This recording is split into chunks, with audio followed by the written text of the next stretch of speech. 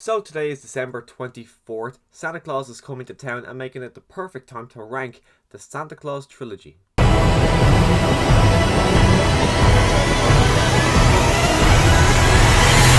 Now, I grew up with these movies. They came out, well, the second and third one came out right at the perfect age when I was 4 and 5, so it worked out really well for the second and third movie. First one, didn't really watch as much as a child, but number 3 in particular is one I watched a lot as a child. So nostalgia kind of plays into this ranking a lot as well. My brother has been watching this trilogy since I'd say August on repeat. He's either watching this or he's watching Home Alone. This kid has been excited for Christmas ever since August. But before I give you my opinion on this trilogy and where my ranking lands, make sure you let me know your ranking in the comments section down below. But with all that said, let's see what comes in at third place. And coming in third place is the Santa Claus 2.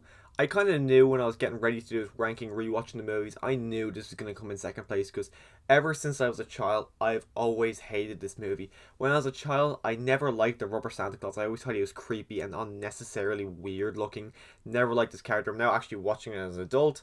I see a lot of kind of problems with it in the fact that he really doesn't need to be there. There's so much more stakes going on with the fact that he has to find a wife than just putting this kind of rubber Santa Claus in, just kind of have a big action-packed, if you want to call it, final act, which the final act literally starts and finishes in a matter of 10 minutes, and you don't really feel like you're in the final act until you realize you're in the final act. It takes you a good bit of time to realize that you're in the final act. So I just think that whole rubber Santa Claus kind of storyline really does not need to be there.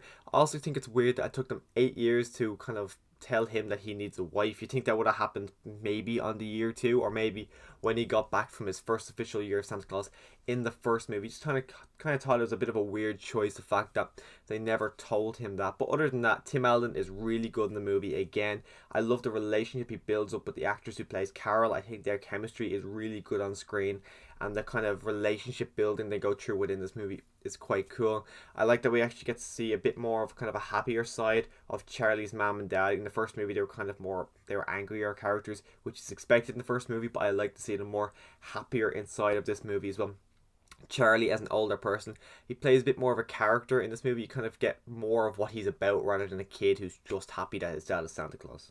And coming in second place, my runner-up is the Santa Claus 3, The Escape Clause. Honestly, I was heavily contemplating putting this in at number 1 because I've got so much nostalgia for this one. I absolutely love this movie.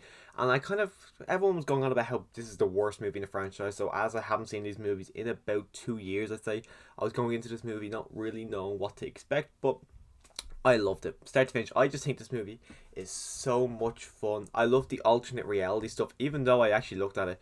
The alternate reality stuff doesn't start until an hour into the movie. The movie's only about an hour and 25 minutes, so it doesn't really start until an hour into the movie. We don't get as much as I would love to see, but what we got was pretty fun. You got Martin Short as Jack Frost, who I just think is absolutely fantastic. He's so much fun on screen.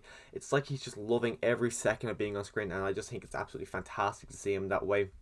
As well, his take on New York, New York, actually calling it North Pole, North Pole, is always fantastic. It was actually my introduction to that song. The summertime blue. But some problems I do have is that the fact that not only is it her parents, but also Carol herself are annoyed at Scott for kind of being Santa Claus, really. Even though she knows, her parents don't know what he's doing. They just think he runs a toy shop or toy factory, but she knows he's Santa Claus. Of course, he's got so much stress on Christmas Eve and the lead up to Christmas. This is his one day a year. But you're not giving him a little bit more slack. Like, he needs to do this. It's his job. If he doesn't do this, like, as I said, I think the first one, there'll be a world war. So, or no, that was the Christmas Chronicles. But anyway, do you think they would give him a bit more leadway? The fact that he is Santa Claus at Christmas, give the guy a bit of a break.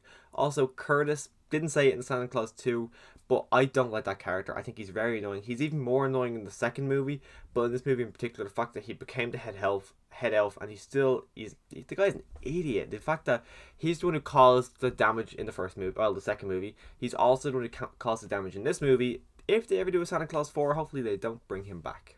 And coming in first place is the Santa Claus, the original one from 1994, starring Tim Allen.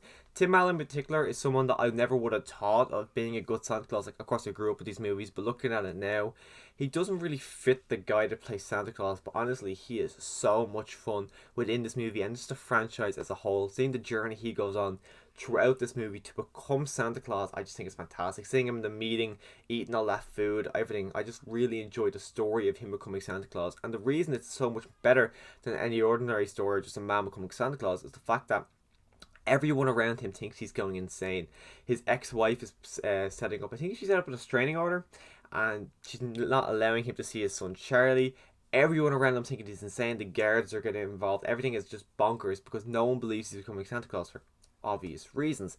But I just love the story of seeing him becoming Santa Claus. I think it just works really well within this universe. He also got Bernard. I think Bernard is a lot better in this movie than he's in the second movie. Of course, he's not in the third movie, but he's such a good, wacky kind of side character in a way. I just think it works really well in that way as well. Charlie as a character, even though I said he's better in the second movie because he actually feels like a character rather than just a kid who's happy his dad is Santa Claus, Charlie as a character, well, the more so the actor in this movie, I was quite taken back by it because a lot of child actors are kind of shy and very irritating and annoying, but this kid actor was actually good. I enjoyed watching him on screen, and I'm glad as well that this kid who played Charlie in this movie is the same one who played Charlie in the second and third installment. So that's my ranking of the Santa Claus trilogy. Make sure you let me know your ranking in the comment section down below. Do you agree with me or do you disagree with me? Or am I wrong in saying Santa Claus 3 is the second best movie rather than the first best movie? As I'm talking right now, I wish I could change it around, but I do enjoy both those movies an awful lot. Even the second one, I think it's good, just not as good as 1 and 3, who I think literally you could just switch around, no problem at all.